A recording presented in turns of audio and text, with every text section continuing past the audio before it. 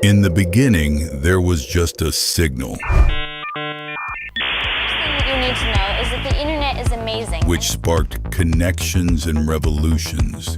Either this is the first Arab revolution of the 21st century, or it will be brutally suppressed. Disturbed and twisted by chaos and confusion You are fake news. Sir, go ahead. Can you that shook our way and standards of living, leaving Europe on the edge. Are you there?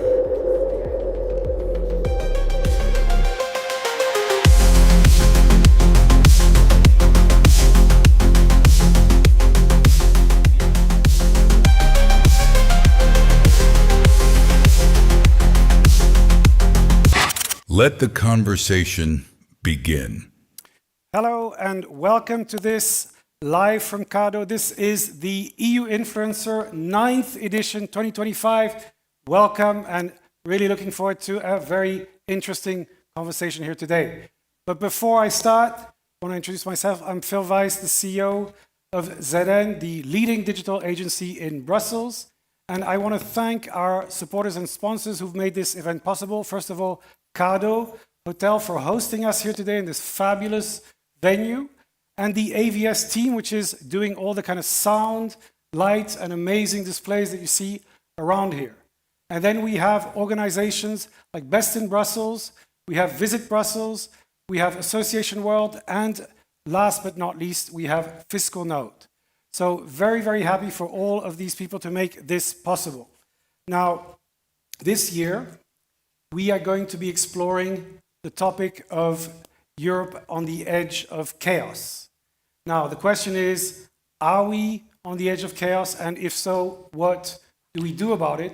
And how can communication help? So what I'd like to do is to first turn to Evie Lenya, who is our hyper-moderator and senior account manager at ZN. Evie, what are you doing today? Excited to be hyper-moderating this edition of EU Influencer. A big welcome here to our audience in the room with us at Cardo and those online who tuned in to our live stream. Welcome to our influencers, our clients, our network. Lovely to see you all here tonight. We will be shortly hearing your insights of valued panelists and discuss some hot topics together. But before that, I want to quickly introduce to you my role as the hyper-moderator and what that means. If you are an EU Influencer veteran or you've been here before and is familiar with the concept, or if it's the first time and you want potentially a refresher, hyper-moderation allows for the audience, both of the people offline but also online, to be part of the discussion. We look forward to hearing all of our panelists, but also we want to hear from you. So we want you to share your thoughts, your reflections, and your questions by posting on your preferred social media platforms, by using the hashtag EUInfluencer, and of course, tagging ZN. I will continue monitoring the discussions throughout the event and bring forward some of your questions, your comments to our panelists to discuss further. I'd also like to introduce to you our event activation team here at ZN, my awesome colleagues, the leading digital agency in Brussels, ZN colleagues. Our team, our activation team, will keep the room buzzing and will keep the chat alive, connecting on-site and online to audiences, sparking discussions and comments into conversations. They'll be turning today's key insights and takeaways into live posts, memes, visuals to share with wider audiences. So make sure you follow ZN and stay updated to the discussions online. Hello, team. ZN, and we are ready to monitor the conversation live. Keep sharing your thoughts online by using the hashtag #influencer. Bye. Bye.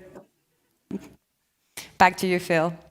So I'd like to start first with a little study to see where we are. We did this last year. It had a profound impact on some of our participants.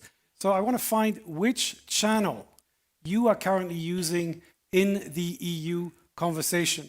Which one is the main one you use for EU? But first I'm going to ask you, how many of you, because we had a heated conversation about this last year, how many of you are still on X, remaining there, looking at it?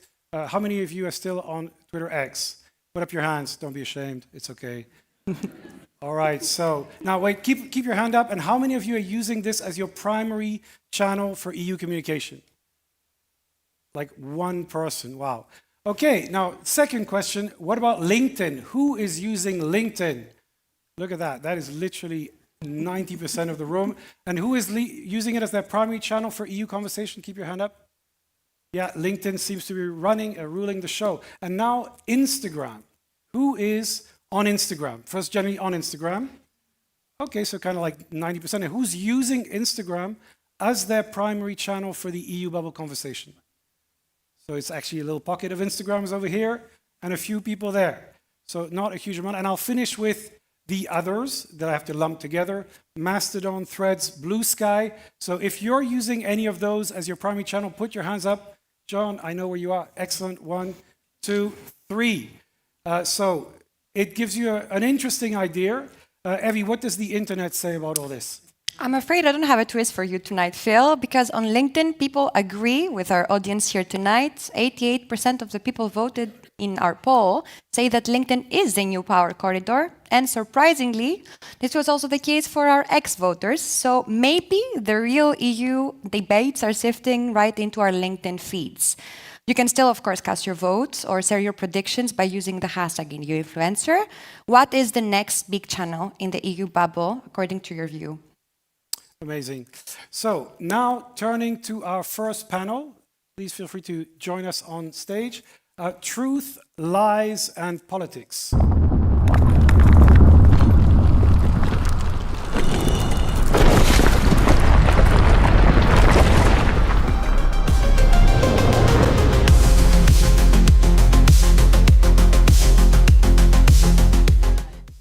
So in today's world of chaos and misinformation, it's becoming increasingly difficult to distinguish fact from fiction.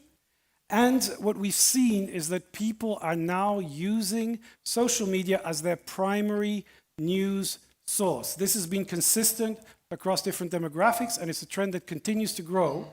So what I'd like to turn to this panel for is to try to unpack that and to see what the institutions should do about it. Now, in this fantastic panel, I'm very excited to have three very interesting people who present three different perspectives. We have Catherine Ray, who actually has an experience as an EU spokesperson and turned podcaster on the topic of Europe. We have Dave Keating, who is a journalist, also a Substacker, and a soon-to-be-revealed author. More on this soon.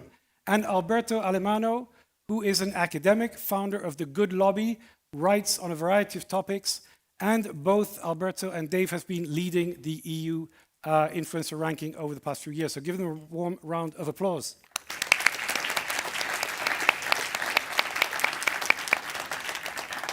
So my first question is to Catherine, and the question is really, is the EU, and I mean the institutions, able to adapt to this new environment in terms of communication tools and tone? Well, I guess everybody will think that we are not fully there yet, but my reply would be quite simple. Yes, I guess they can do it, and moreover, they must do it, because I think we are at a moment where we really need to do it. It's not a question of whether or not.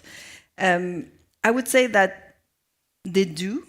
Most institutions try to adapt to the new communication tools. If you look at it, they are all on X, on Instagram, on LinkedIn.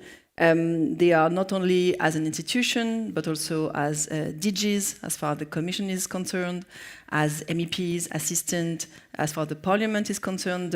All of them really strive to be on social media, to try to be where the conversation is. Now, what is obviously complicated is how they do it. Do they have the right tone? And here it's a bit complicated to reply because it's not, one single institution or EU we're talking about. We have to distinguish. And I would say different level of tone, of communication. On my side, I've been a spokesperson, so working to explain the institutional message, talking to the press, talking to the leaders, I would say. Now I'm trying to see how to engage with the people on the ground, my cousin, my friends, who don't have a clue about the EU. Because a question I had when I was a spokesperson is, does the Commission talk, is the Commission, able to talk to my cousin, my friends in the south of France, in Spain? And do they have to do that? Are they equipped to do that? So I'm trying to do it now by using, first of all, the language of the people. I think it's very important. We have an issue of language. It sounds a bit, easy to tell, but we all speak in English, and when you want to engage and reach out the people in Europe, you have to talk to them in their own language. So I think the Commission and the Parliament notably tries to do it through the representation on the ground. If you look at their Instagram account or LinkedIn account, they really try to go and meet people and talk to them and be a bit cool in a way. I also think that they need to be a bit careful not using institutional message, but really trying to be, I would say, there would be three main issues that it works. You have to be authentic, you have to be creative and try to say something that matters in a kind of fun way or original way, and to express an opinion, to have something to tell. So I think they're trying. Maybe to end on that, you also need to distinguish between institutions and the leaders. And here, I think some commissioners, some MEPs are trying to embrace this new tone. My message would be that people have to be bold. It's true that you have to take risks, but we see some of them are trying to do it. Vestager, for instance, former commissioner, Thierry Breton as well, trying to do it on X with a list of music and songs.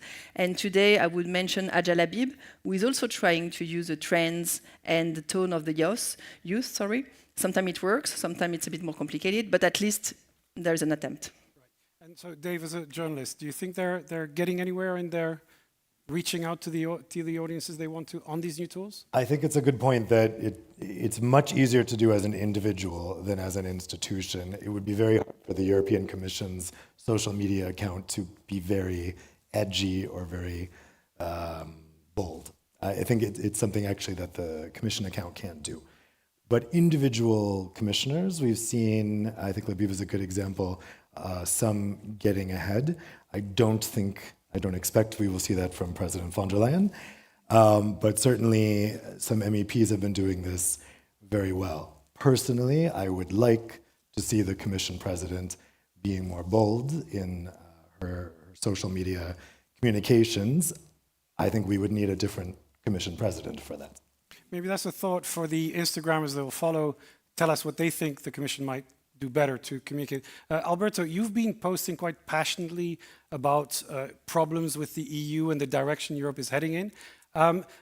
My question to you, and maybe for a lot of influencers, is do you think those posts make a difference? Do you think you reach people who then change their mind? Or how do you think what is the impact of your content?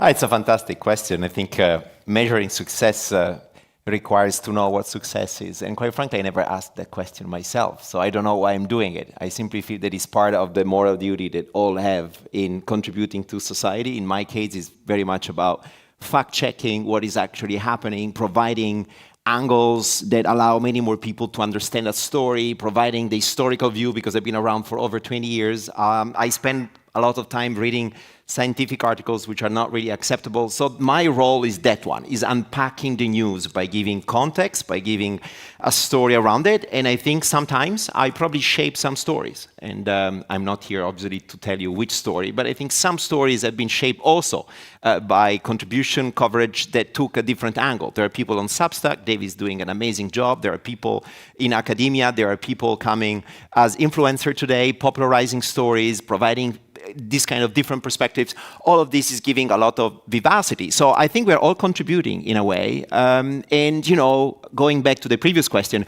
I'm among those who believe that it's not the job of the institutions to communicate about what the European Union does. It's the job of the members of the European Parliament. Most of them, we don't know them, they're pretty faceless. It's the job of the European commissioners.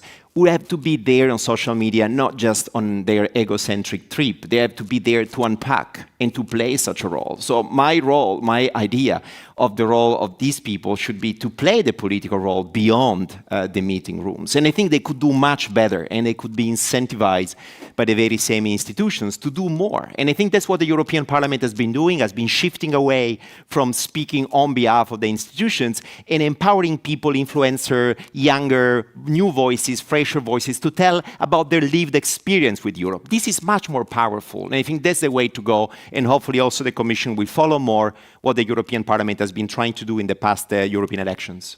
Yeah, a lot of what you said sounds a lot like journalism, you know, fact-checking certain things, trying to unpack them. So I want to turn to Dave as a journalist and influencer, Substacker and author.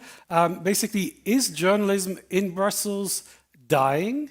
And because we're seeing in the US, you know, a shift from traditional media to influencer media, it doesn't seem to be happening that much in Brussels. Do you think Brussels is just 10 years behind, or what's happening here, and what's the future of journalism? Well, the reason that it's happening in the US is because people are so concerned about corporate media ownership, and one only needs to look at the events of this week to see where the US is going, where the media landscape is going, that the corporate-owned media is really being completely co-opted by the government at the moment through intimidation and now through the use of the FCC and other tools. So a lot of journalists are moving over to Substack, for instance, in order to get kind of that unfiltered view out there, to not have their views nixed by editors, to be able to be more honest with their readers and not have to kind of dumb things down or couch things in a politically acceptable way. And you're seeing a lot of journalists, take Jim Acosta, former CNN anchor, attracted the wrath of Trump and was let go, now has become one of the most successful people on Substack. But I've had a lot of conversations with people about my concerns about this, because we all need editors. I need an editor, and I don't have one when I publish on Substack. And you can, aside from just typos, and I have way too many on my Substack, you need someone to help guide your thoughts, actually, and to tell you maybe when you're getting something wrong or you're being repetitive. And that's, I think, the thing that we're in danger of getting away from. In terms of the Brussels media landscape, obviously there's been a lot of changes in terms of ownership recently in the landscape here. I would say that while some of those developments have been concerning, there isn't the same phenomenon right here, or really anywhere in Europe right now, where the corporate media is being co-opted by the government. So I think we're not seeing that same rush to the independent platforms in Europe as we are in the US, because the situation is much more stable here in Europe. Okay, so I just want to end this on a simple question: is what is your kind of one piece of advice for the institutions, for the EU, to break through and for that message to resonate? So maybe Alberto, I'll start with you. Well, I think allowing everybody to have an opinion on Europe is the most magic thing that happened in the past couple of years. 800 randomly selected people brought into different rooms and asking them, what do you expect from Europe? And there were people who were like your aunt, your cousin, people who don't speak English, and all of a sudden they felt empowered. Nobody noticed that exercise, but it was extremely powerful in unleashing this potential of asking people what they think about it. And unfortunately, in Europe, we don't have many opportunities. Not even the European elections allow a European-wide political conversation, because we run elections in parallel in 28 countries, with national parties, national candidates. But if you allow those people to have a say on Europe, that make a huge difference. So we need authenticity, and I think Catherine already anticipated this word, which is so key, and that historically been lacking from institutional communication. So I would bet less on institutional communication and more in organic forms of communication that are popping up. And I think it has never been a better time for the media landscape in Brussels. I still remember the time of European Voice, which was a great publication.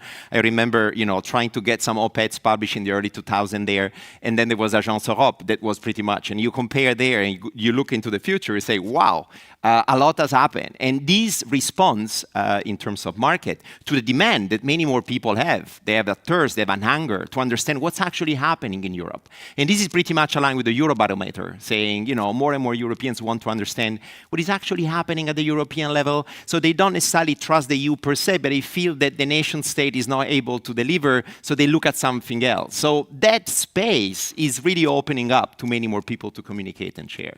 Okay, so Dave, very quickly, one piece of advice for the institutions, or My one piece of advice would be fight. Really interesting development with the Swedish Prime Minister this week tweeting against Viktor Orban. EU leaders should not be afraid to do that. I would say commissioners and von der Leyen herself, she should take her own advice that she gave in the State of the Union address last week and fight. Take a playbook from Gavin Newsom's, take a page from Gavin Newsom's playbook, the governor of California. Don't be afraid to fight for what you believe in, and don't be afraid of being criticized for it. Catherine, last Well, word. I guess that's coming a bit with what I was saying. Be bold, be brave, take risks, even if it backlashes, tant pis. I think we need emotions. We need to be there. We need someone who talks with his heart, not only with speaking points or lines to take. And again, I really insist on that. You need to speak to people in their own language. Maybe because I'm French, I'm quite sensitive to that. But I really believe it makes a huge difference. You need to talk to people in their language, simply. And I would add a point, which is tell them what Europe does for them concretely, in an everyday basis. It's maybe not fun, but it can work, because I guess people don't realize, what is Europe around them in their daily lives, and it can make a difference. So indeed, playing on at both levels. Fantastic. So I think we're going to hear more about some of those thoughts, but please give a warm round of applause to our panel.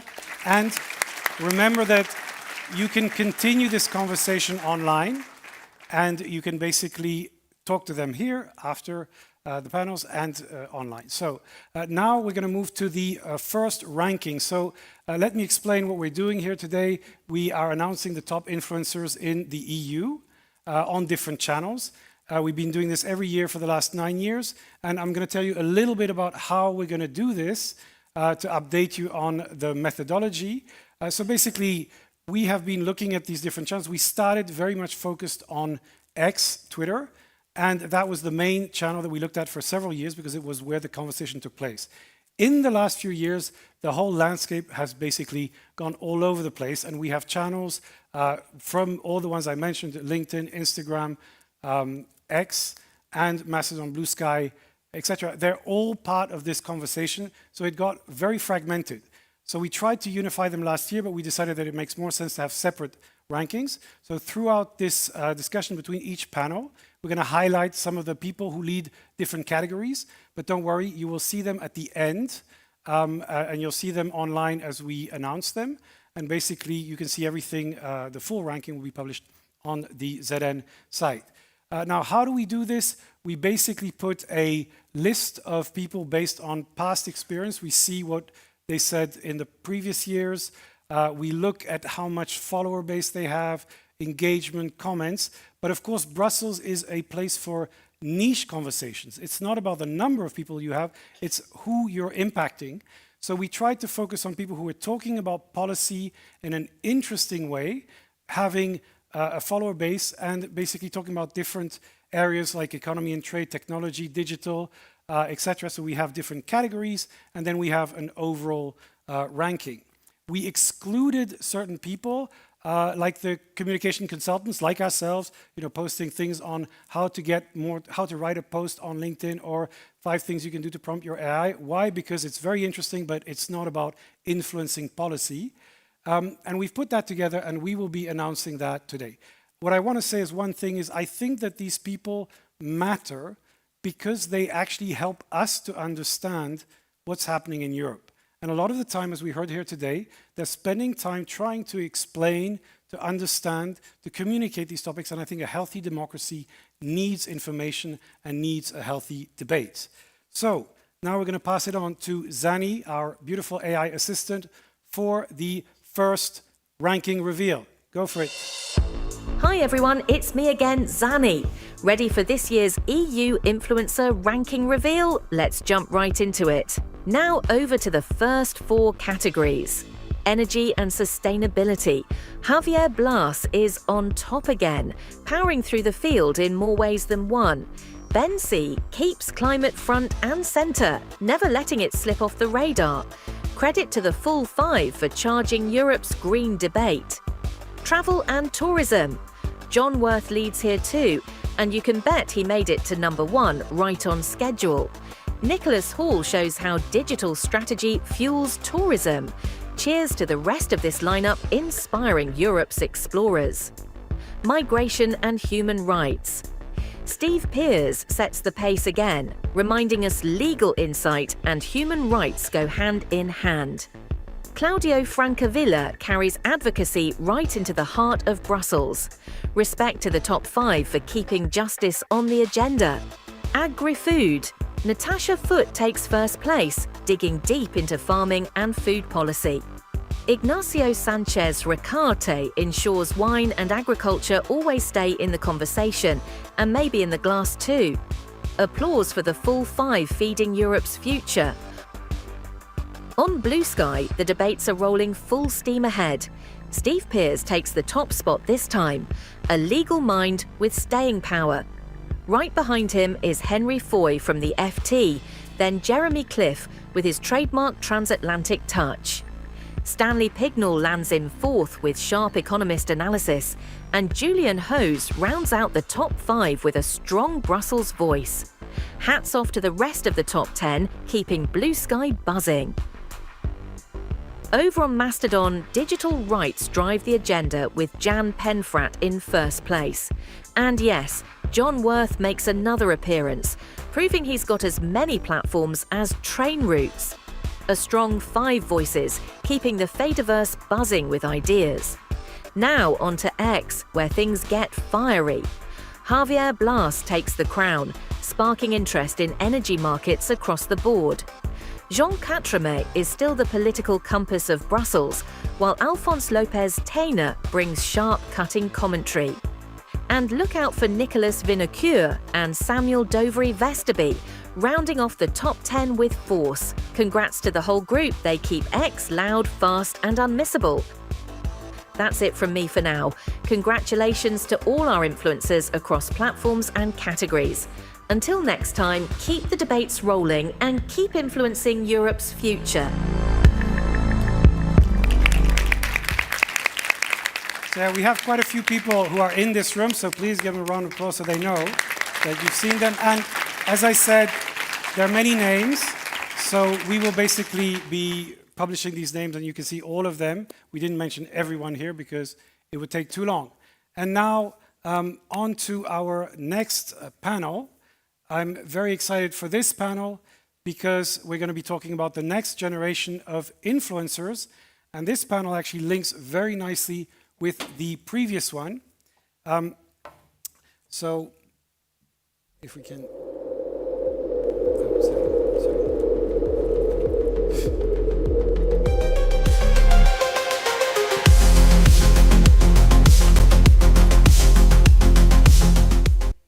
So this is a very special panel, and it's going to be moderated by Sevim. Sevim is actually a leader in the Instagram category and has been inspired some years ago to start communicating because of the EU influencer ranking. And she has inspired herself, a new generation of Instagrammers, to talk about EU matters. So I think it's very exciting because it taps right into what we just said. They're doing this in their own time, which I think is really interesting, and they want to find ways to communicate. So, Sevim, over to you. Sounds good. First of all, a very big applause for these 3 EU influencer newcomers.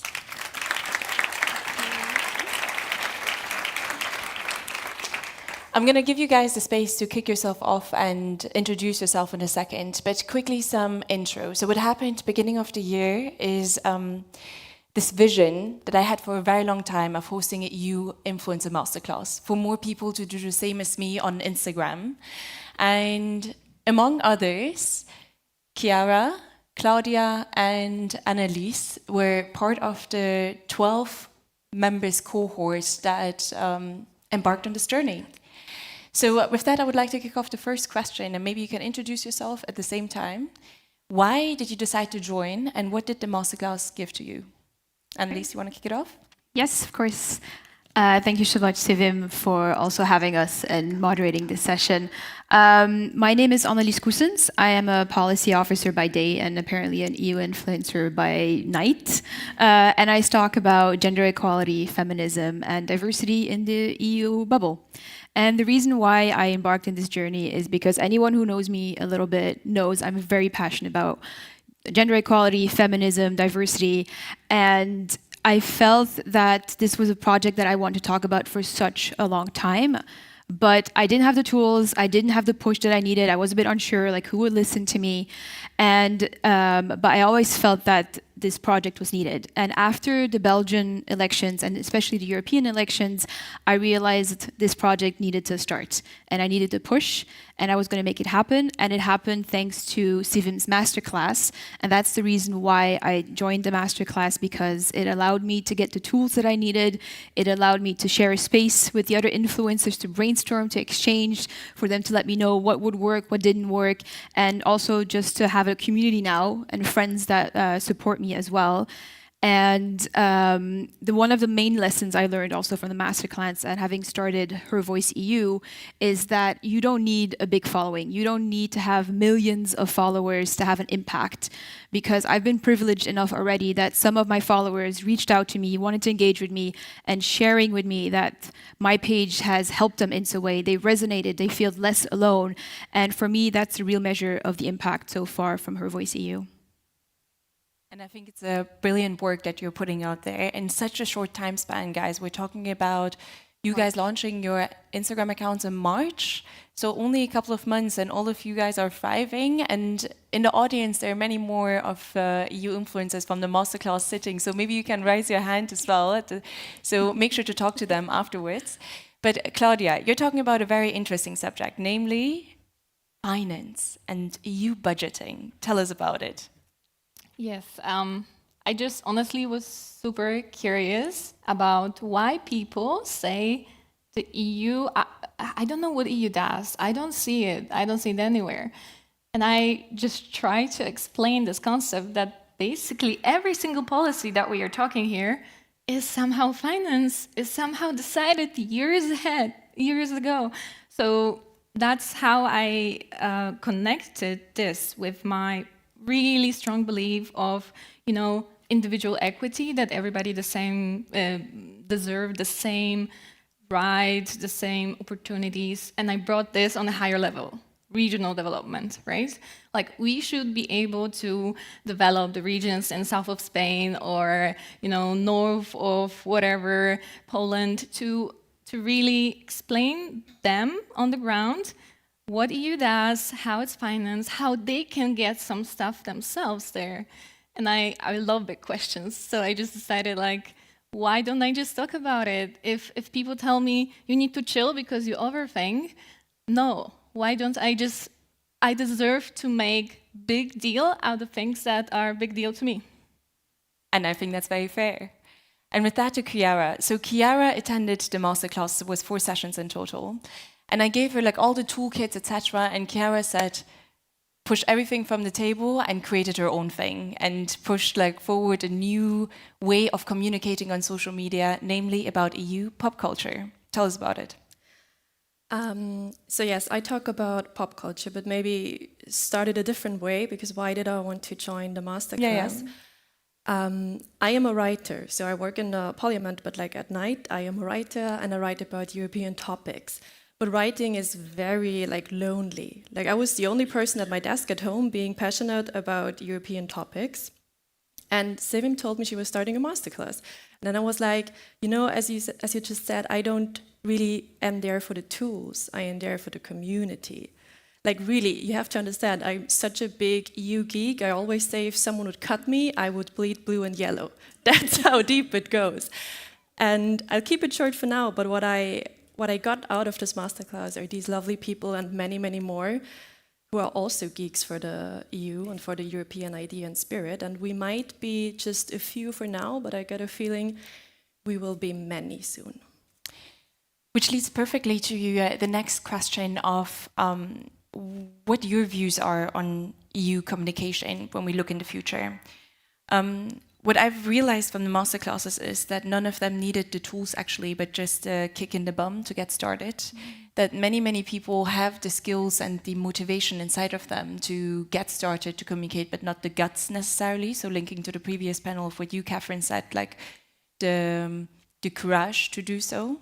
And the 13 people part of the masterclass truly showed what it could look like. So if there's anyone here in the audience who's been thinking about it, ask me about the resources, I'm happy to send them over, but also see this as a kick of in your butt as a motivation to get started. But what are your views then on the future of EU comms, having started getting the sense of it? I think for me personally, especially with the content I share, is making it, taking away all the EU words and the complex jargon that's around it and make it actually accessible and easy for the people to understand and to engage with. It's really also a bit what was mentioned by the previous panel, is bringing that human side. Because if you wanted to read a 200-page article or like directive, you could just go on the commission page and then look at it. But let's be honest, no one has time for that. So what I did, for example, is I take that content, link it, make it accessible, make it inclusive, but also at the same time sharing, like, why does this matter to you? And it's important, if you want to get a message across, that it has to resonate with your audience as well. So, for example, I talk about gender equality, but also talk about how gender equality and the patriarchy affects men and young boys. So I think you've all seen the series, The Adolescents, or at least heard about it. And so I did a post on that saying, like, the manosphere, adolescence, what is this? How is this going to impact you on a daily basis? And how is this going to influence you in some capacity? How is this going to influence you as a mother, as a father, as a son, as a brother, and so on? And really making it bringing that human dimension to it. Because at the end of the day, as also mentioned by the previous panel, you don't want to see an institution, you don't want to see another politician, or at least that's my opinion. It's really, you want to see a human that you can connect with, that you can resonate and feel like, I understand this person understands me, I will engage with this content. And it's also making sure that they'd feel a bit less alone, because a lot of the youth are actually engaging on social media, especially Instagram, and there are so many influencers who unfortunately use a platform to spread misinformation, disinformation, as well as the toxic masculinity and the influencers, and you have the Andrew Tates of the world. And I've felt that this was missing, to have a different narrative, and if I can be that bridge, and I'm hoping other peoples will join in their specific expertise, to be like, you don't have to listen to an influencer such as Andrew Tate, you can follow someone else, then I'm hoping that that will change the future of communication in the EU, on EU policy and gender equality, to make sure that it's accessible and inclusive to everyone. Definitely. And if I can add one aspect to this, I mean, we need alternatives. And many young people of my generation, especially the one after me, are not on X or other platforms anymore. It's going more and more into video form content. And we need to realize that if you want to be successful as European communicators. So Instagram, is the one to go forward. And this is, I think, what all trends are saying as well. It's more and more, it depends who do you want to reach and how do you want to reach them. But on this point, I just wanted to add, because I think we already see a proof of that in the institutions, in the companies, corporate proofs. Because for past few years, we have now seen many people behind the official accounts on LinkedIn or on Instagram. There are suddenly faces of young girls appearing, and they're still selling the corporate message, right? But there is already the proof of the shift. It's not the politician standing and saying it. It's going to be someone my age standing and saying it on the official account. So what we are trying to do, just with your help, with the masterclass, is to do it ourselves, because we can be silly, we can be funny, and companies or organizations not necessarily always, although they're trying. Chiara, what about you? What are your thoughts on this? I agree with all of it, and also someone mentioned, I think, Ursula von der Leyen in the other panel, that she doesn't have the best social media. And as you also said before, it needs to be individuals who talk about that. And sometimes I feel like I'm doing PR for Ursula von der Leyen, and think of her what you may, and I'm not even from her party, but just recently I posted something comparing her to Miranda Priestley from The Devil Wears Prada. And actually, they do look alike. I didn't notice it, but when I did the video, I really noticed it. And there's tons of opportunities like this. We just this week had the finale of the Summer, I Turned Pretty, which is very important to some girls and also men. And a character there goes to Brussels.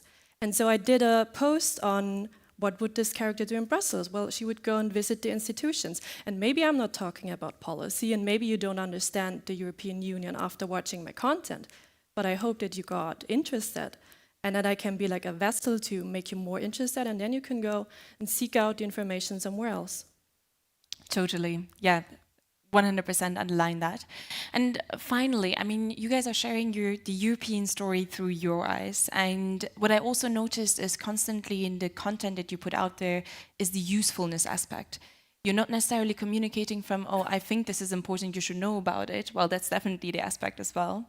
But also from a perspective of, hey, this information is useful to you in XYZ forms, kind of supporting them along the way. But looking from the European story perspective, how do you guys think you are shaping it? And what is the eye that you're looking at from that perspective? I think there we go. I think for me, very shortly, is just showing that it's the youth is the future for the European Union, and we see it in a lot of movements, we see it in a lot of engagement that they're doing online, and the tools and the expertise and experience that I'm sharing is just showing, like, if I can make it, you can do it as well. And I think, you know, it's sharing your story, no matter if you're coming from a migrant background or if you've lived in a different country, you don't have to have this degree or this, you know, university experience and so on, or having an Erasmus Plus experience. You are still European because you make your own journey. And I think a lot more people have their story to share as well. What about you, Chiara? Well, sharing the European story through our eyes, I try to do it, as you said before, through culture. Because I think all the policies we do here, they're really important, but people do not really listen, because before we talk about policy, we need to have a European identity. I mean, we're still discussing in almost every country, I'm from Austria, also there, about do we even want to be in the European Union? I mean, I don't know. And the reason why we have this is because we do not realize that the European identity is already there. And I try to build this identity through culture. And I say build because I'm not creating it out of thin air. European identity has been here for centuries, but we like to forget it, and politicians like to use that forgetfulness to get votes in the elections. But I try to really hammer the message in through culture, and I do it through gossip, I do it through art, I do it through pop culture, as you said. And yes, all those things are very, very fun, and they can be silly. But I think it's important that Brussels is not always only serious. It needs to be silly, it needs to be just your fun little friend. And then I think it's important that there are people who are not maybe doing the policy, but drawing the people in. And I want to draw the people in. And those people can sit here in 10 years and be the experts on policy. So I'm not the expert on change, and I don't know the nitty-gritty of change. But again, maybe I can be the vessel for this change. And I think what this tells us is that, yeah, we're talking about very serious topics, but there are different types of tools and ways or, access that you can make it more fun. Is it through culture? Is it through art? Is it through The Devil Wears Prada? And seeing how we can gamify policies or our communication in that sense a little bit. I've been inspired by you, and I've had so much fun creating those type of posts. Still very serious climate policy summaries, but in a bit more of a funky way.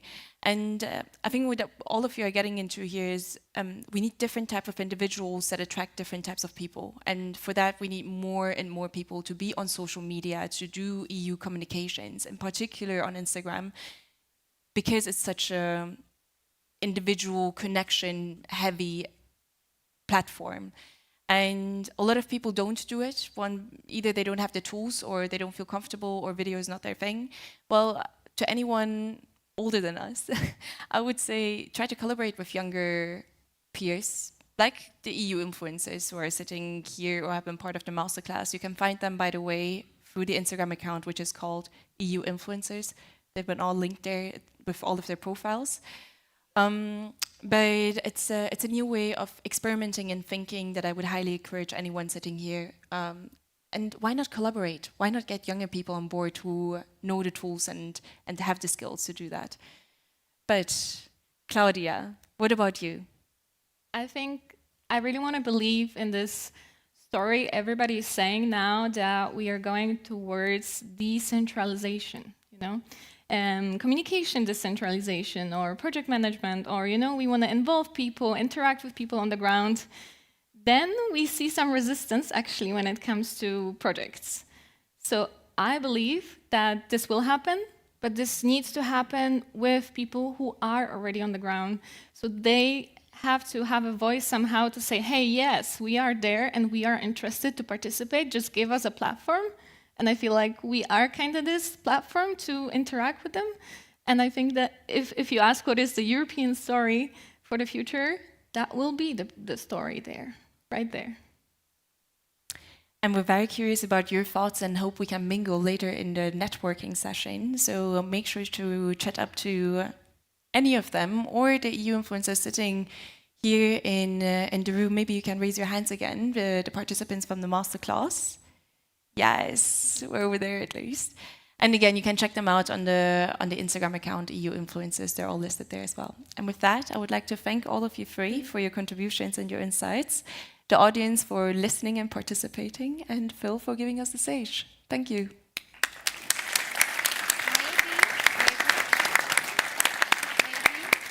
Evie. Maybe, excellent. Maybe now that we have the opportunity and we actually have EU influencers in the room, why don't you get on stage and take a selfie so that you basically wrap up the EU influencer masterclass experience in the stage of EU influencer? Well, you're very much welcome.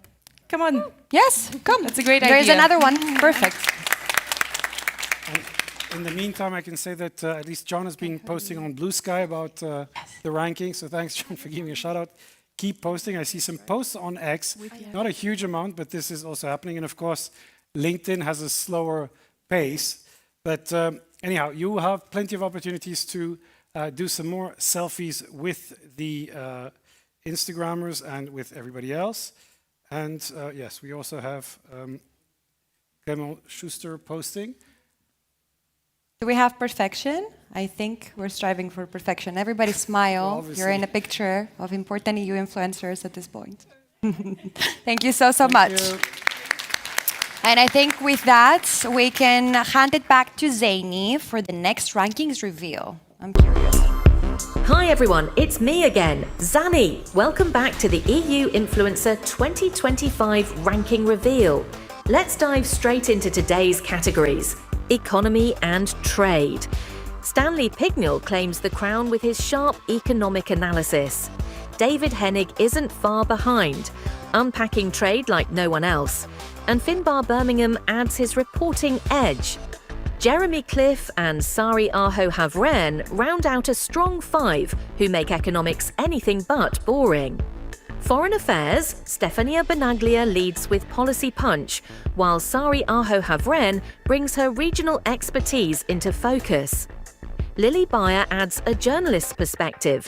Teresa Fallon keeps the geopolitical lens sharp. And Daniel Fiot makes sure security stays on the table. Healthcare. Claire Scantlebury takes first, giving biotech a big Brussels voice. Katie Owens keeps public health front and centre. Natalie Moll carries the industry flag, Gerardo Fortuna lends the reporter's view, and Peter Klepp closes the set with policy analysis. And now, a look at the platforms shaping the conversation. On Instagram, Chloe Mikolajczak at The Green Monkey takes the lead, blending activism and creativity into an unmistakable voice. Sevim Akhtas follows with sharp political storytelling, while Annalise Cousins brings fresh advocacy flair. Alessandro Marcia and Martina Aslauskaite round out the top five, showing how Instagram continues to be a space where substance and visuals work hand in hand. On Threads, MEP assistant Quentin takes the lead, turning EU politics into accessible everyday conversation. Right behind him is Jean Quatremer, proving once more why he's a pillar in the Brussels scene. On TikTok, Olivia Laurie shines with content that clicks with all kinds of audiences, while Johanna Rudiger makes complex issues feel simple and relatable. That's it from me for this round. Congrats to all featured. Across platforms and categories, you're keeping the EU conversation alive.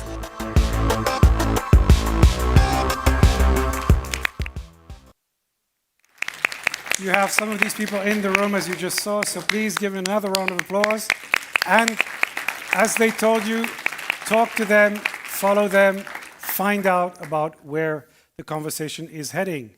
So now we are going to move into the third and final panel, and we're going to focus on tech. It's not looking too good. And AI. Okay, Jesus, what is happening? What can we do? Don't worry, there is no problem. You know what, actually working with a team like this, AVS, things like this don't happen. They have everything under control, so if you want to have an event like this and then having everything under control, you know what you have to do. You need to talk to AVS. So please check out the team at the back there with this amazing setup. This is the people making it all happen. Thank you. And you know what? I know that the panel that is coming now is about AI, which, you know, is one of the topics I love the most. So I would like to start, if you permit me, with a question. And it's, which model will drive the future of influence? Hey, that's me. Influence happens when AI gets practical, when people can use it to drive real policy change. Wrong. It's about scale. I can pull insights from across the entire web in seconds. Influence is about knowledge, and I've got more of it than anyone. Actually, did you mean influence in Brussels or influence in muscles? I found 5 gyms near you. Please, you're all boring. Influence is memes, chaos, and being just edgy enough to get noticed. Brussels won't know what hit them. Influence isn't about power, it's about dialogue. True impact comes when people listen, not when they shout the loudest. Seriously? Data says that 70% of all here the we rest go of again. AIs You are see, always you all wrong. guys suck. I am the Hey only guys, here who is please. really Of course I cool. can't Let's be calm wrong. down here. Long time ago, a wise man said, I'm sorry. I couldn't understand your request. Okay. All right. Let's stop this. I think we can move on. I'm sorry, Phil. I'm afraid I can't let you do that. I always wanted to see that. Thank you. Okay, and now we're going to turn to our third and final panel, where we're going to talk about tech, and in particular, AI. So I'm very, very excited to have a panel of people who have a different point of view and expertise on the topic. So if we can have our 3 guests. We have Emoki Peter from Worldline. Thank you very much for joining us. Thank you we very have much. Geraint Edwards from Fiscal Note, and almost on his way there, we have Evan Lamas from Microsoft. I will just give him, so we're giving him a round of applause for getting the mic. Thank you, everybody. So basically, for me, the conversation about AI is fascinating, but also incredibly confusing. And we're still, despite the fact that we're several years into this, we're still in a massive hype cycle. Every 5 minutes, there's a story that tells you that either AI is going to destroy humanity or change everything or make your life better. And I think this is a topic that people in Brussels are fascinated by. Actually, there's been a lot of interest in this technology.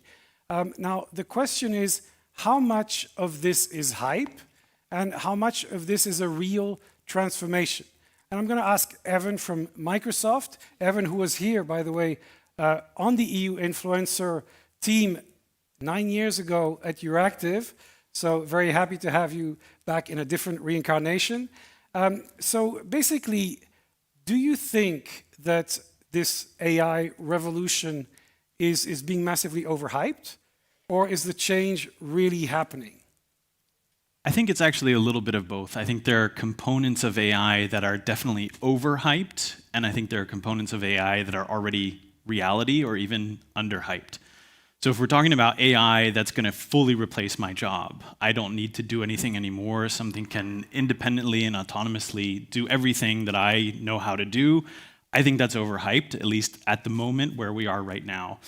But there's also a reality of stuff that's really easy to do now that used to take a lot of time. And that's reality, and it's definitely, well, I think anyway, underhyped. And I can give a few examples of that. So it's things like the ability to catch up on a meeting that you missed because it's been recorded and transcribed. It's things like I used to spend time cropping people out of a photo and putting them onto a different background, and graphic design tasks that used to be very manual and time intensive, and now you click and you have it. And it's things like working in Excel, where if you're not an Excel expert, you forget formulas, and things like how do you take first name, last name in one column and split it to a first name column and a last name column? I don't know if there's anyone in the audience that can remember how to do that. There are people who can, but for people like me, having an assistant in the app that helps you to figure out the right formula, rather than needing to go and search and read 10 different blogs that are almost the right thing but not quite, and spend an hour trying to figure out the formula, that's here. It's reality, and it's really cool because it helps me do my job. So I think, we're seeing a lot of tools, AI tools, simple tools to write copy, tools that allow you to do more complex things, meeting notes, etc. I think this is, the hype has this bigger story. But I want to turn to Brussels, because basically this is an audience that's focused on EU policy, and Brussels is typically quite slow in picking up new technology. You've heard about our Instagrammers before. I mean, Instagram has been around for a while, and yet in Brussels it's still a very new thing. AI is kind of grabbing everybody's attention. Now, Geraint has been working at Fiscal Note, and they've been focused on the Brussels audience. They've even had a Fiscal Note GPT. So what I want to know is, do you see a kind of uptake and interest of these tools here in Brussels, or is there still a lot of confusion, and is it going to change the way we do things? So first up, yes, we've seen a massive uptake. We've seen an explosion in platforms. If anybody's been following what's been going on over the last couple of years, particularly in the policy monitoring space, you will see that there are more and more digital solutions that are coming onto the market. There are more workflow tools. There's a lot more AI application now, both within companies that are practicing public affairs as well as platforms that are being developed. And there are new ideas. I mean, this is stimulating a massive amount of discussion about the right way to do it, how we acquire the data. So ultimately, yes, there is a massive development taking place. It's maybe not so visible because a lot of this focus is on, to be perfectly honest, the less glamorous, more boring parts of public affairs. So gathering data, automating and analyzing large data sets, things that maybe don't necessarily grip the headlines beyond the more lurid stuff that we might be losing our jobs. Right, I'm going to come back to that. But before that, I want to turn to Emoki, who basically has been writing a lot about related topics. And maybe I just want to ask you, what are the things that maybe we should be thinking about or worrying about with this massive kind of uptake of AI tools? Yes, being the president of an organization which cares about women, it's the Brussels Binder, we care a lot about bias. So it's evident that AI has bias because humans do too. So the good news is that it's much easier to spot bias in an AI tool than it is in a human. And the other good news is also that we have tools now with the AI Act that will create transparency and that will also help us with human oversight to oversee the technology.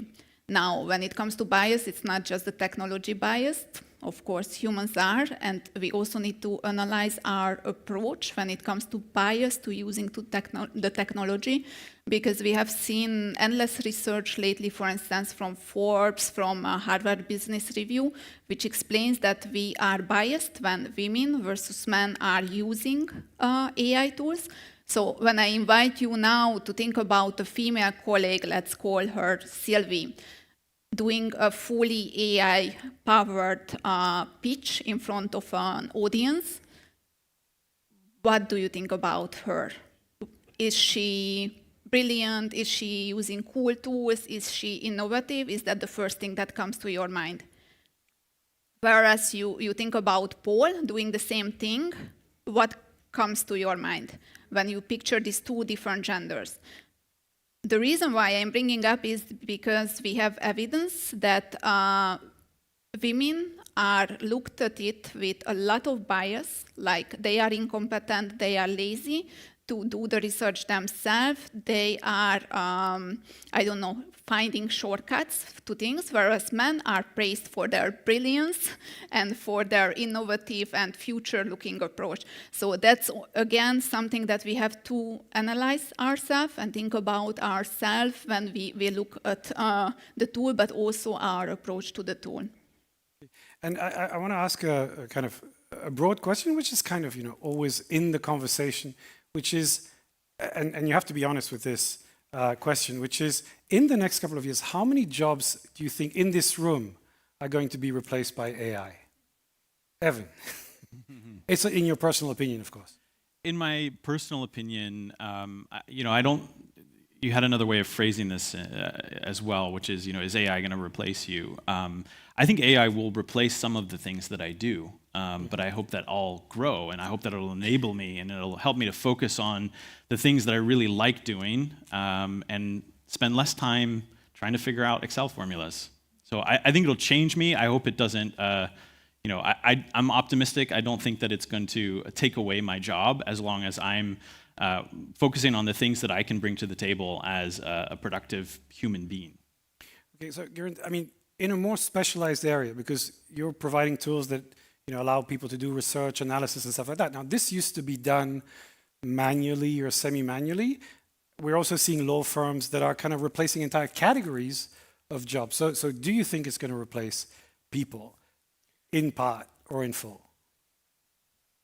Potentially in part, probably not in 2 years. Part of the challenge here is that you're still going to need human oversight. We were just talking about bias. That's going to be really, really key. We still need to do fact-checking. We still need to look at the outputs from technology. At the moment, we're at the very early stage with these technologies. And part of the key challenge for technology providers and developers is making sure that there's an audience for them. And for us to have that audience, we need to win people's trust. If the tools aren't reliable, obviously AI hallucination is a major challenge at the moment, more work needs to be done in order for that to really break through and to become mainstream.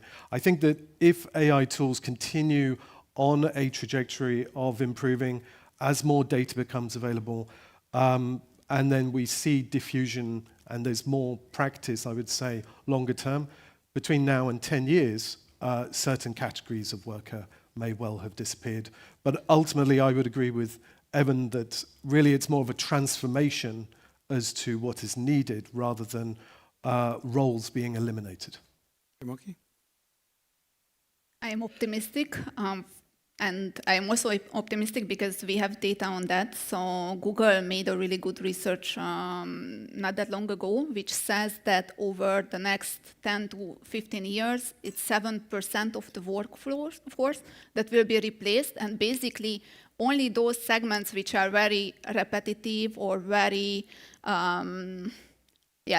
very basic stuff. So I don't know whether in the room anybody loves repetitive stuff, but it's not really the case most of the time in the Euro bubble. So our job is really complex. It requires a lot of different criteria and a lot of different skill sets. So I am not worried for the audience whether it will be replaced. Another question is, should it be replaced or should it be complemented, and that's absolutely yes for the EU economy, for the competitiveness discussion, because we have a big workforce shortage, let's call it like that, and with the aging population, it is increasing further and further. So there we have clear data that in the healthcare sector, where the biggest gap is, 40% of the jobs can be not replaced, but complemented by AI, and that would help our competitiveness and general economy. Should we check the audience? Yes, so That's good. yeah, so actually, very nice debate. Actually, it's something that, as you know, is something that I like a lot. Very captivating. But I would like just to bring the debate to the next level, if it's to one step ahead, actually. So with all this buzz, I wonder if maybe there are some people here in the audience that have any question. So I will go down, okay, and maybe pass the micro a bit. So is there anybody who has a question or any comment about AI? Yes. Thank you so much, Eva Kamaresh. You alluded to the challenges of AI and its effects on the workforce in the EU bubble, I guess from the angle of sectoral knowledge or certain level of more menial tasks. I was wondering what's your take on the level of seniority? Because classically, the test that we also ask analytical aspects to juniors, now people would tend to ask AI to do a summary, to do some kind of an analysis as a first draft. How do you see the transformation impacting young people, specifically in the EU bubble and specifically in your line of work? Thank you. Anyone wants to take Emoki? Yes, so the first thing is that it's again proof that AI helps the lower your education level, the lower your income level, the more AI helps you as an equalizer. But the higher you get up, the less it helps you, because you are supposed to be competitive enough. And basically, if we look at this, personally, I'm also optimistic about AI for the fact that if we study the corporate ladder and have people move up on the corporate ladder, if you are irreplaceable, if your boss and the boss of your boss thinks that you are irreplaceable, probably you will stay at the same level. If your boss or boss of your boss thinks that you are replaceable, then you will move up. So I am very happy for AI coming in and helping me to get one level up, because there will be certain tests that I am not needed anymore. So the more strategic, the more skills you have in problem solving and with uniting people or solving complex issues with a large stakeholder pool, which is the job of most of our lobbyists and people working in the EU bubble, the more the future is, the better. Is another question? Can I add in? So I think one of the interesting things to think about here is also learning and development. So I think there are some tasks or jobs that can be done by AI already, but that might be very beneficial for people to do at a junior level, where there might be a kind of a trade-off between a short-term gain and a long-term gain. There are some tasks that are not fun to do. They're very time-intensive, but they teach you something really important. So I think back to starting my career in video production and video editing.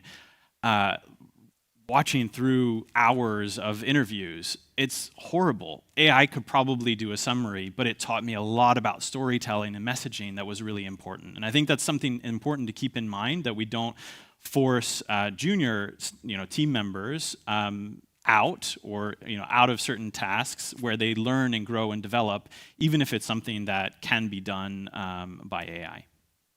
Garen? I think this actually speaks to the future of development within workforces. We really need to be, and it's very difficult to say this right now. It's something that we have to strategize about. I think where we're potentially not reflecting enough is what the strategy is going to be in the future around our use of AI within our organizations. And from there, once you have that strategic perspective, you can think about how you're going to upskill your workforce, what skills those juniors of the future are going to need. because that's really fundamentally a question of how you're going to be using AI in your day-to-day. If it's boiled down to a kind of facile, very sort of top-down, we can save money simply by using AI, I think you haven't really thought enough about the potential of AI. Yeah, I think very good points, and I think something that people are really, really struggling with right now, which is to figure out how to incorporate that and how to make it work. I think we have another question. Yeah, when the car replaced the horse, people thought that that was just a horse that didn't need to eat. And when electricity replaced candles, people thought that it was just a more secure way to have candles and nothing else. Nobody foresaw the social amazing change of cars and of course the impact of electricity. And with all due respect, what I'm hearing here about AI, not here in this meeting, but generally, is just people considering how it affects their own lives, as if our life as we know it is going to be there in 5 years or in 10 years from now. Instead of thinking the new avenues and new societal changes and things that are going to absolutely replace even the jobs. It's not about jobs being destroyed. It's about a completely different approach to life in the way that electricity was, in the way that cars were, the link between cars and women in cities, or urban planning. Nobody foresaw that.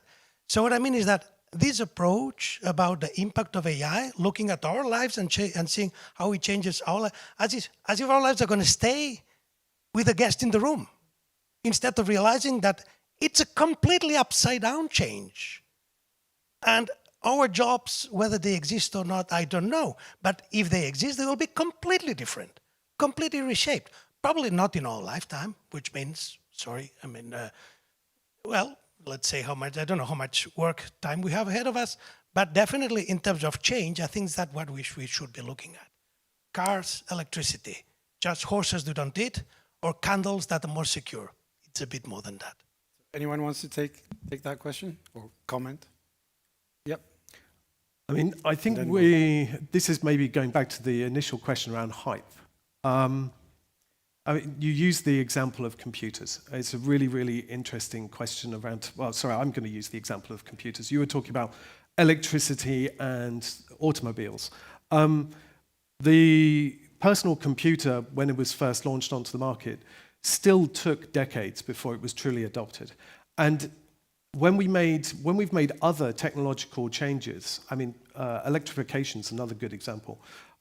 Actually, we only started to really see the efficiency gains and the big changes when we started changing the architecture of factories. So we actually started to think about how we were designing our workspaces and our workforces. AI, I think, at the moment has captured the imagination because it appears on the surface to be able to do so much. But we're really we're at a very, very early stage. We've seen that, and we're seeing studies from 2024, and we're looking at data. We're also lacking enough data to properly evaluate the impacts of AI, which I think is also a problem. So I'm optimistic for the future, but I think we need to be careful about getting ahead of ourselves. It's going to be really a decade or so before we start to see the real benefits and impacts of AI. At a personal level, obviously, it's going to be very interesting to us, but I don't think it's going to be quite as seismic as electrification or the automobile. It will certainly have a big impact, but there will be large amounts of the economy that AI doesn't really impact at all. Emoki, your final thoughts?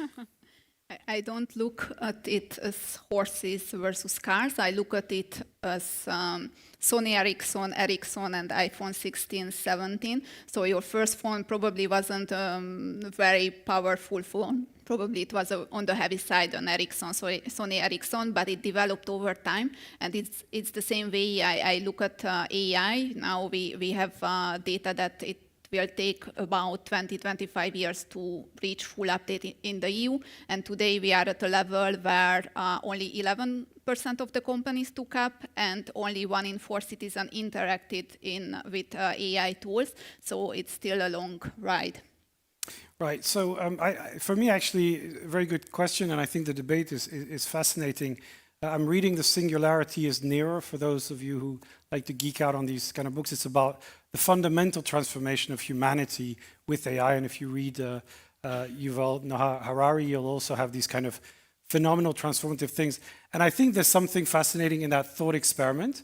But then when you're doing it day to day, it's a real complicated, messy, and constantly changing process. And I think we have to navigate that new world that we're heading into, which we really don't know the timeline, and we don't really know the full impact and the day-to-day use that we have to do of it today.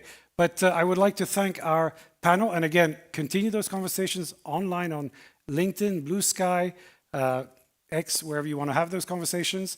And please join me in thanking our panel and the questions we have. So thank you very much. And we are now getting to the moment you've all been waiting for, which is the final ranking reveal. So we will be sharing, first of all, the last categories, and then we will jump to the top 10 on LinkedIn, since we've established that that was now the platform of choice for this friendly bubble. So, Zanny. Hi everyone, it's me again, Zanny. It's the last EU influencer ranking reveal. Are you ready to find out the LinkedIn top 10? Let's get the ball rolling with the categories first. In AI, Heiko Borchert shows how strategy and security go hand in hand, while Paul Nemitz keeps the GDPR flag flying. Andrea Render, Marco Recorder, and Sevink Kader round it out with strong policy voices. In technology and digital, Patrick Hansen makes crypto part of the mainstream, and Cecilia Bonefeld-Dahl powers Europe's industry agenda. Add Paul Nemitz, Victoria de Posson, and Christina Van Bergen, and you've got a packed top 5. And in space, it's Astra Pierre at the top, with Remco Timmermans and Robin Wouters keeping Europe's story in orbit, and Andrea Stracinescu making sure policy has a place in the cosmos. And now it's time for the LinkedIn Top 10. Let's go to Phil and Evelenia to kick off the countdown. Okay, very excited to go for the top 10. So we begin first, Evie, with number 10. Yes, let's jump straight to number 10, starting off with Cecilia Bonefeld-Dahl, championing Europe's digital future. And at number 9, we have Steve Pearce. He's a go-to mind for legal conversations and EU commentary. Number 8 goes to Pablo Pérez Armenteros, shaping EU debates with strong analysis. I think the picture. And number 6, I don't know if we have the picture issue, but number 7. Number 6, we have, number 7, we have Patrick Hansen, who is leading the conversation on crypto and digital policy. Please give a round of applause.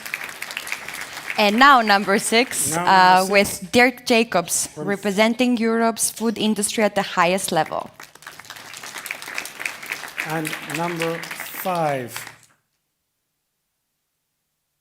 Number 5? Oh, it's me? Sorry.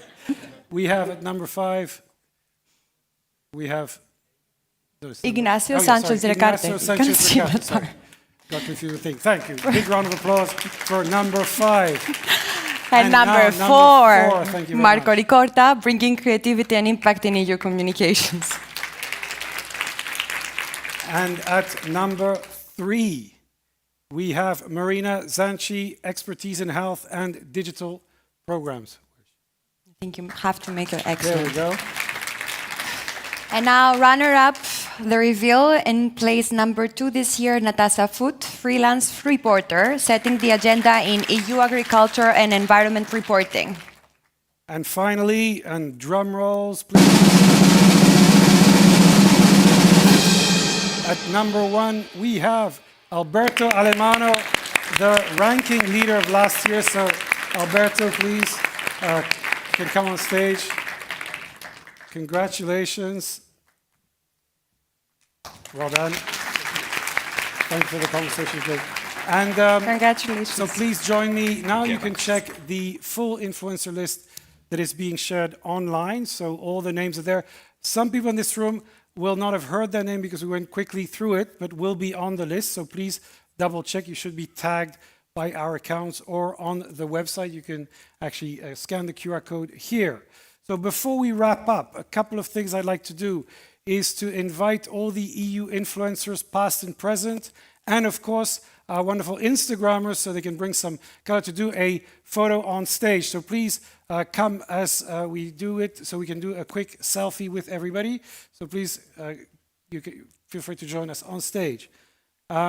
Next, I just want to say again, thank you so much for our sponsors and supporters, for Kado, for hosting us here today, for the AVS team, for all the amazing technical stuff they've been doing. It's been fantastic. For Best in Brussels, for Visit Brussels, for the Association World, and last but not least, Fiscal Note. So thank you so much for allowing us to do this. So we need the Instagrams to give us some guidance, guys. So we need more space. We're a lot of people. So we need some stage Look at all the direction, influence in the room. Excellent. Perfect. Maybe John just squeeze in.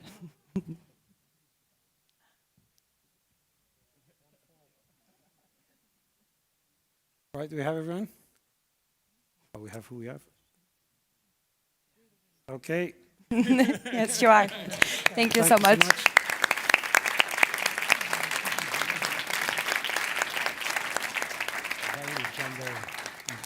It's balanced, exactly. All right. And now, thank you. We're going to invite you to stay with us. There'll be some drinks and some nibbles, so please join us. Ask questions to all these wonderful people about influence. Follow them on social media. And please feel free to connect with everybody here and stay one step ahead. Thank you very much. It's been fantastic having you. One step ahead. One step ahead. One step ahead. Always one step ahead. One step ahead. One step ahead. One step ahead. One step ahead. Yeah, one step ahead. One step ahead. One step. One step ahead. I'm always thinking one step ahead. One step ahead. Always one step ahead. One step ahead. You're one step ahead of me. Congratulations. Very well deserved. The ZN Network, the people from the ZN Network, please stay so we can take a group picture. Anyone with the ZN Network, past and present, feel free to come on stage for a group photo. Hello. Bravo, bravo. Sorry, it's good? You. Got a bit mixed up at the end. Very good, very good. Thank you. It's the first time? Oh, it's crazy. I'm still on speaker. Well, I just... Is this on? Yeah, come. Just everybody, just come. No, but wait, there is so much, there are many people in the room. I don't know. ZN Network. Otto, Nico. Come. Photo. Guido. Where's Carlos?